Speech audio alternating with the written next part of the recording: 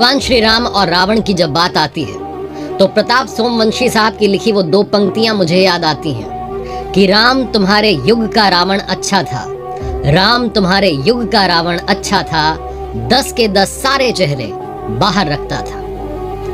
वो जो बहन के लिए भगवान से लड़ जाए, वो जो माँ सीता को पवित्र लौटाए, वो जो राक्षस होकर भी विद्वान कहलाए, वो रावण आज किसी में नजर ना आए। अश्विन नवरात्रि के अगले दिन यानी कि दशमी को ये वो तिथि थी जब भगवान श्री राम ने रावण का वध किया था। इसी तिथि को हम दशहरा मनाते हैं, अपने बच्चों को बताते हैं, अपनों को बताते हैं कि ये दिन जो है रावण के दहन के साथ साथ बुराइयों के भी दहन का है। रावण कितना बुरा था दुनिया जानती है, लेकिन कितना अच्छा था इस पर भी बात की जा सकती है। रावण की जिंदगी से भी कुछ सीखा जा सकता है। भगवान श्री राम ने जब रावण अपनी अंतिम सांस गिन रहा था, अपने छोटे भाई लक्ष्मण से कहा कि जाओ और जाकर के महाज्ञानी रावण से ज्ञान लेकर के आओ। भगवान श्री राम को भी रावण के ज्ञान का भान था। आइए बात करते हैं रावण की जिंदगी से सीखने वाली वो 5 बड़ी बातें कौन सी हैं। 5 लर्निंग्स फ्रॉम रावण। रावण की जिंदगी से सीखने वाली पहली और सबसे बड़ी बात, जिंदगी में सक्सेसफुल बने लेकिन ईगोइस्टिक ना बने, एरोगेंट ना बने। रावण ने खुद ये स्वीकारा अपने अंतिम समय में कि उसके अंदर घमंड आ चुका था, अहंकार उस पर हावी हो चुका था।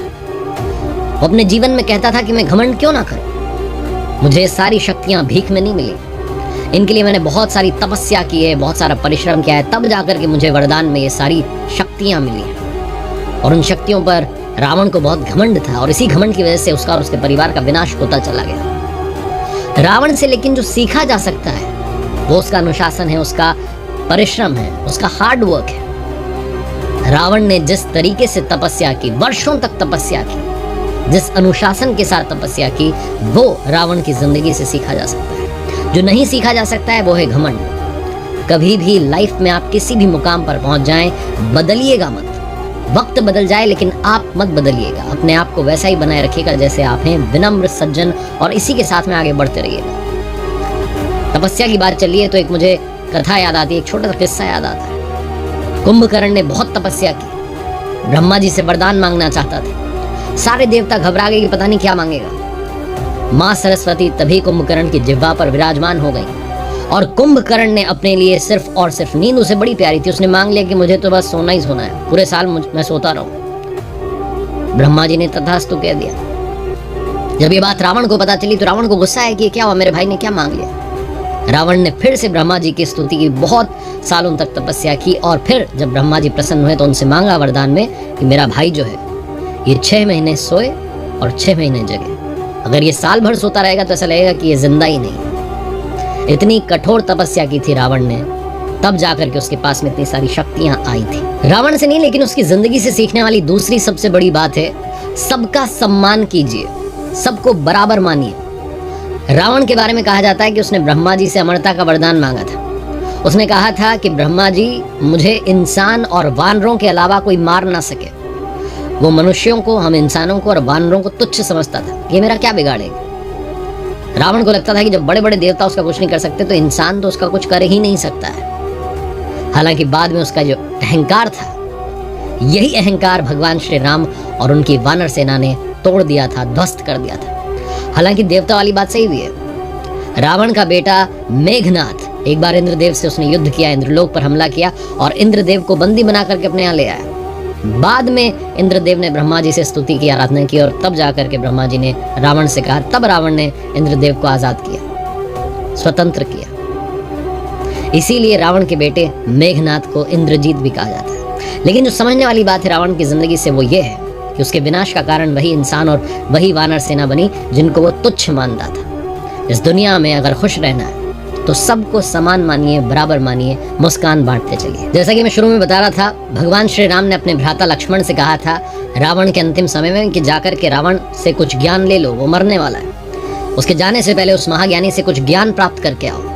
और जब लक्ष्मण गए थे तो रावण ने जो ज्ञान दिया था उसमें काम की बात कही थी। वही लर्निंग नंबर 3 है, शुभस्य शीघ्रम। रावण ने कहा था कि इस दुनिया में जो शुभ कार्य है, जैसे ही वो आपके मन में आए, आपके चिंतन में आए, आप सोचने लगे, उस शुभ कार्य को शीघ्र से शीघ्र कर लेना चाहिए, जल्द से जल्द संपन्न कर लेना चाहिए। और अशुभ कार्य जो है, जो गलत काम है, उसको जितना टाल सकें टालते चले जाइए, लेकिन शुभ कार्य को टालने में देरी मत कीजिए। ये शुभस्य शीघ्रम वाला जो मंत्र था, रावण ने लक्ष्मण जी को दिया था। एक छोटा सा आपको किस्सा और सुनाता हूँ, कथा और सुनाता हूँ बात। शिव तांडव स्तोत्र जो आपने कई बार पढ़ा होगा, क्या आप जानते हैं कि इसकी रचना रावण ने की थी? महाज्ञानी महापंडित रावण, वो भगवान शिव का बहुत बड़ा भक्त था, बहुत तपस्या की। और एक बार तो उसने सोचा कि कैलाश पर्वत समेत ही भगवान शिव को वहां से लेकर के अपनी लंका में आ जाए। तो कैलाश पर्वत समेत भगवान शिव को वहां से उठाना चाहता था। वो कैलाश पर्वत को उठाने लगा। भगवान शिव ने अपने पैर के अंगूठे से कैलाश पर्वत को थोड़ा सा दबाया, रावण का हाथ जो था वो पर्वत के नीचे आ गया। घबराया सा रावण, परेशान सा रावण तभी स्तुति करने लगा, और वही जो स्तुति थी वो बाद में शिव तांडव स्तोत्र के नाम से जानी गई। लर्निंग नंबर 4, रावण की जिंदगी से सीखने वाली एक और मजेदार बात है। जब रावण का अंत समय आया, जब एक एक करके उसके सारे साथी उसके अपने छोड़ करके दुनिया चले गए, तब भी रावण ने उस नेगेटिविटी के माहौल में पॉजिटिविटी को ढूंढा। नेगेटिविटी में पॉजिटिविटी हमेशा ढूंढनी चाहिए, ये भी आप रावण से सीख सकते हैं। अंत समय में मंदोदरी से कहने लगा रावण कि क्या हुआ अगर मेरा अंत होने वाला है? तुम शायद नहीं जानती, मुझे मेरे अंत के बारे में बहुत पहले से पता था, और ये दुनिया याद रखेगी कि भगवान श्री राम ने रावण को मारा था। जब जब भगवान श्री राम का नाम आएगा तो मेरा भी नाम आएगा। ये दुनिया याद रखेगी कि भगवान विष्णु को एक इंसान का अवतार लेकर के धरती पर आना पड़ा था मेरा वध करने के लिए। उस नेगेटिविटी के माहौल में भी उसने एक अच्छी बात अपने लिए ढूंढ निकाली थी। इसीलिए रावण से सीखना चाहिए कि नेगेटिविटी में भी पॉजिटिविटी कैसे तलाश सकते हैं। और लर्निंग नंबर 5 की बात करूं, साथ में बस ये कहना चाहता हूं कि किसी ने बड़े कमाल की बात कही है कि कभी पेड़ कटने का किस्सा नहीं होता अगर कुल्हाड़ी के पीछे वो लकड़ी का हिस्सा नहीं होता। रावण ने जो सबसे कमाल की सीख दी वो लक्ष्मण जी को दी थी। भगवान श्री राम ने अपने भ्राता से कहा कि जाओ, वो अंतिम सांस ले रहा है, ज्ञान ले लो। तो जब वो ज्ञान लेने के लिए गए तो रावण ने कहा, जो 5वीं लर्निंग है वो यही है कि अपनों का साथ जीवन में बहुत जरूरी है। जब अपने साथ होते हैं, लक्ष्मण जी से कहा कि आप साथ हैं भगवान श्री राम के, तो देखिए आपने मेरा वध कर दिया, आप लोग यहाँ लंका विजय प्राप्त कर चुके हैं, और मेरा अपना विभीषण आपके साथ जाकर के मिल गया। उसने बता दिया आपको कि मेरी नाभि में तीर लगने से मेरी मौत होगी। जो मेरा सबसे बड़ा भेद था वो विभीषण ने आपको बता दिया। मेरा अपना मेरे खिलाफ हो गया, इसलिए मैं हार रहा हूँ, आपके अपने साथ रहे इसलिए आज आप जीत रहे हैं। और एक और बात जो रावण ने कही थी लक्ष्मण जी से कि इस दुनिया में, जिंदगी में, जीवन में जो भी आपका भेद है, जितना हो सके उसे छुपा करके रखना। मैंने अपना भेद अपने अपनों को बता दिया और उन्होंने जाकर के मेरी पोल खोल दी और आज मेरी मौत हो रही है। तो जो भी आपका भेद है वो संपूर्ण रहस्य कभी बताना मत, कुछ अपने पास भी रखना।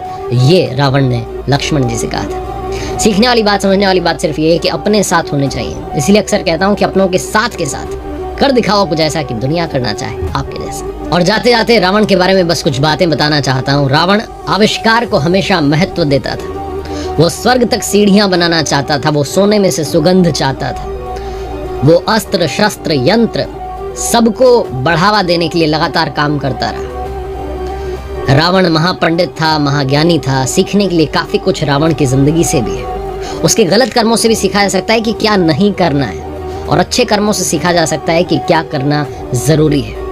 आज के ज़माने में हम किसी भी ऐसे ही राह चलते लड़के को, मन चले लड़के को रावण कह देते हैं कि कैसा है, क्या गलत काम कर रहा है। लेकिन याद रखना चाहिए कि सीता माता जिंदा थी, ये भगवान श्री राम की ताकत थी, और सीता माता पवित्र थी, ये रावण की मर्यादा थी। भगवान श्री राम से सीखने वाली बात भी है। भगवान श्री राम सिखाते हैं कि चाहे कोई आपका शत्रु ही क्यों ना हो, उसके अगर कुछ अच्छे कर्म है, कोई अच्छी बात है, तो वो भी उससे सीखी जा सकती है, जो कि भगवान श्री राम ने अपने भाई लक्ष्मण से भी कहा था कि सीख लो। और भगवान श्री राम ने जो कहा कि इंसान को हमेशा अच्छा काम करना चाहिए, फल की चिंता नहीं करनी चाहिए, अच्छाई के रास्ते पर, सच्चाई के रास्ते पर चलना चाहिए, धर्म के रास्ते पर चलना चाहिए। ये याद रखिएगा, क्योंकि अधर्म के रास्ते पर चलने वाला रावण नहीं बच पाया, हम और आप तो सिर्फ इंसान हैं। एक बार फिर से यही कहूंगा, ऊपर वाले के आशीर्वाद के साथ, अपनों के प्यार के साथ और अपनी सच्ची मेहनत के साथ कर दिखाओ कुछ ऐसा कि दुनिया करना चाहे।